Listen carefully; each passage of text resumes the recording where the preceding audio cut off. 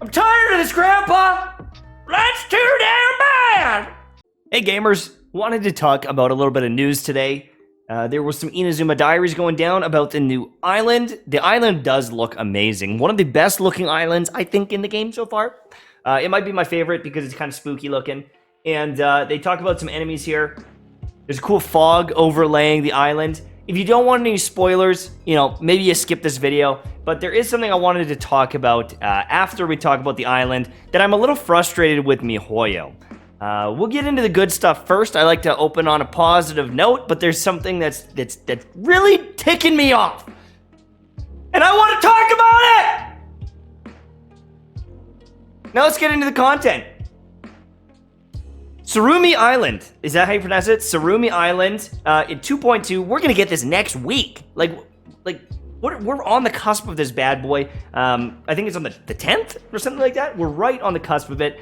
It is shrouded in a perpetual fog. Amazing. Awesome. We've got some new puzzle-looking stuff here. We've got the storm stones where you got to put some electro in the stone, and then you're going to light it up, and you've got specified paths that you have to follow to make it through the fog.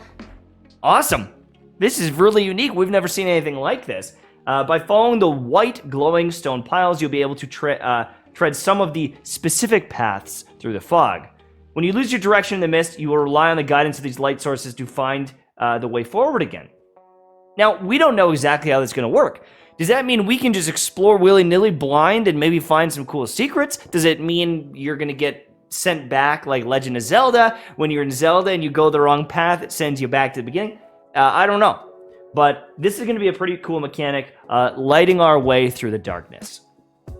Now, remarkable chests, more like unremarkable chests, because I don't think they're going to give us any primo gems. But you can actually find these remarkable chests, which will have furnishing blueprints. So if you're looking to spice up your Serenity Teapot, there's going to be other chests like this hidden around the world. There was actually one at the bottom of the Sangonomiya. I think Sangonomiya. There was a chest behind a rock that I opened up, and it was just like this. It had furnishings in there, no primo gems, none of the other resources, and I was like, oh, well, I've never seen that before. And so this seems to be a new feature that they're adding. Maybe that was the first one. I wish I could go back and look. Did that box look different? I don't know. But that's going to be there. Fluorescent Fungus, a mushroom that grows in the light. Some curious power lies hidden within them. I'm guessing an ascension material, right? For Toma, maybe? I don't know.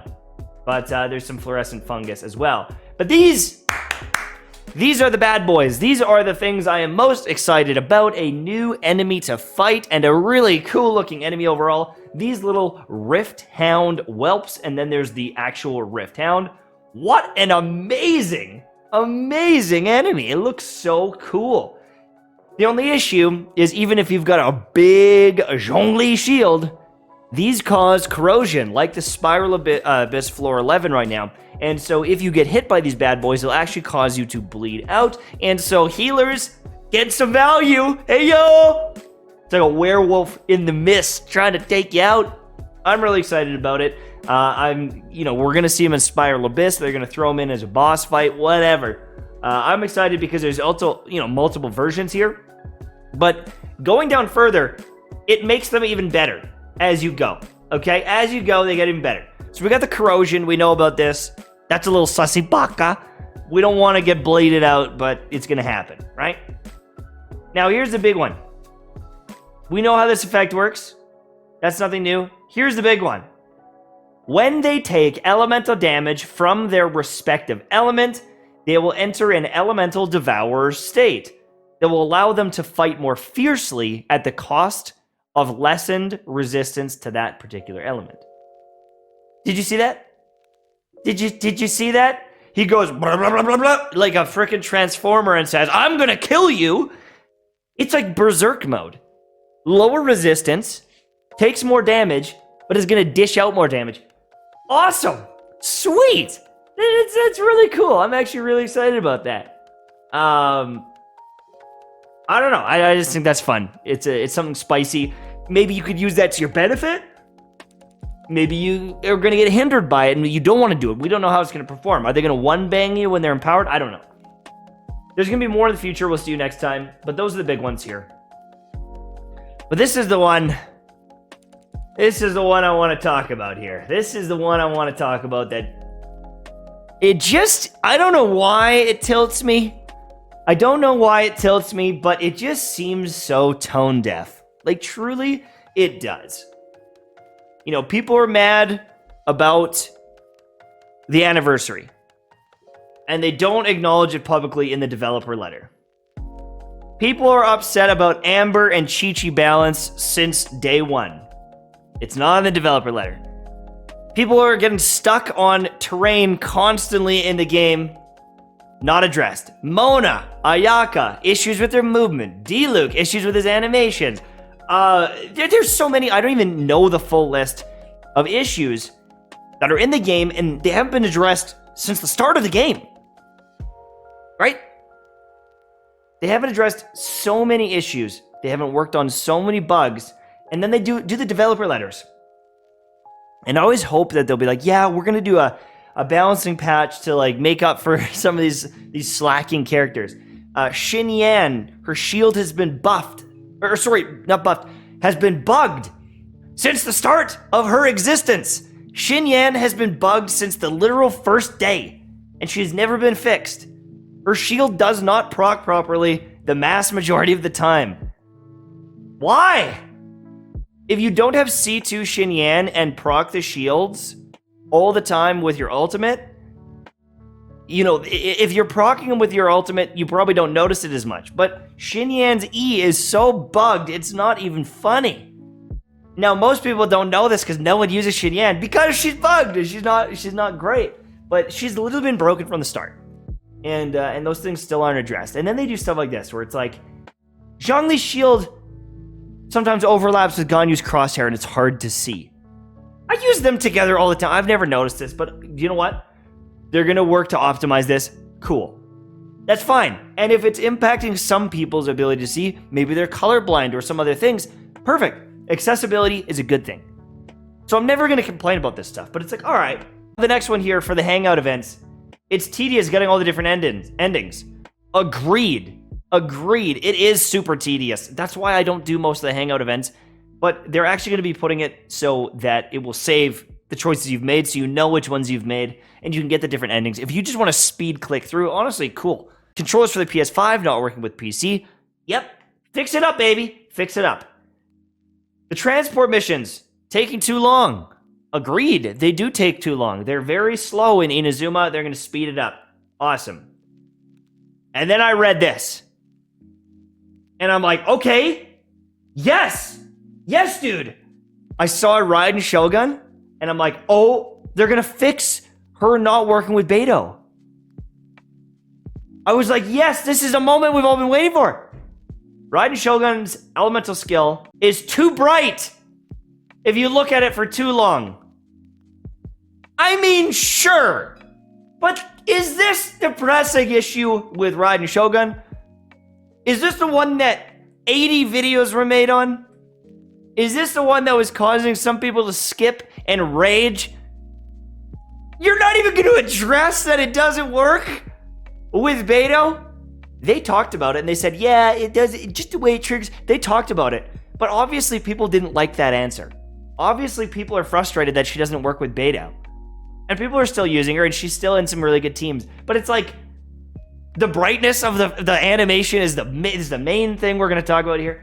It just seems so stupid. Can you add photos to wall furniture? Cool. Can we see the lineup of enemies when you're forming a party in the Spiral Abyss? They've noted this. The development team will optimize the display of enemy information in subsequent versions. It's like, finally, a year later, they still haven't done this. The development team has noted this. They didn't note it months ago. They haven't noted this months. It's just like, are you kidding me? Restore my default team when exiting co-op. I have to do it manually. The team is working on it. Cool. Like, there's some things in here that are definitely cool. But I just can't believe that some of the most pressing issues, bugs, issues, balance, they're not getting addressed. And maybe they will, but it's like, we're a year into the game. That stuff's not getting fixed. I don't know how to tell you. I don't know what to tell you, man. It's been a year of some of these complaints. It is not getting fixed. Resin ain't getting changed. They're not upping the rates on nothing. Like, this is the game MiHoYo wants, has made, and will stay. I don't know how to describe it. It's like, I don't know if feedback matters in this game at all. If you're frustrated with something and you don't like a character because of a specific thing, I would honestly recommend don't build them and don't use them because they won't get changed. If there's like a weird bug that's going on, just avoid it and just don't even use that character because they're never going to fix it. If it annoys you now, it will always annoy you because it doesn't seem to matter how much feedback you give. They don't fix it ever. Ever. It's like mind-blowing. And then they like, some of these are good. Like, don't get me wrong, they're good. But they're always like, hey, can I buy the old lyre that I missed? Because everyone in Genshin Impact are running around playing their lyre but me. No one asked that. No one asked that. What they're doing is they're trying to promote their old events that they did in the past and hint, oh, maybe they're coming back as well, maybe, or like, oh, that was fun. Honestly, I feel like they're tooting their own horn more than anything. No one is asking to get the lyre. There's like 5 people and one person in the comment section that's gonna go, I want the lyre, and it's gonna have 400 likes, and I'm gonna have to heart the comment because it's like, all right, that's the guy. That's the one. I just feel like, I don't know. They're so terrible at communicating and taking feedback and responding to the community. They're just in their own land. They make the game, they put up the updates, and it's like, if you like it, you like it. If you don't like it, we don't care. We just too bad. And they don't respond to anyone. They don't tweet about mistakes. They don't try to give any sense of we're in this together. You either like Genshin Impact and MiHoYo's game or you don't like it. And if you don't like it, suck it up.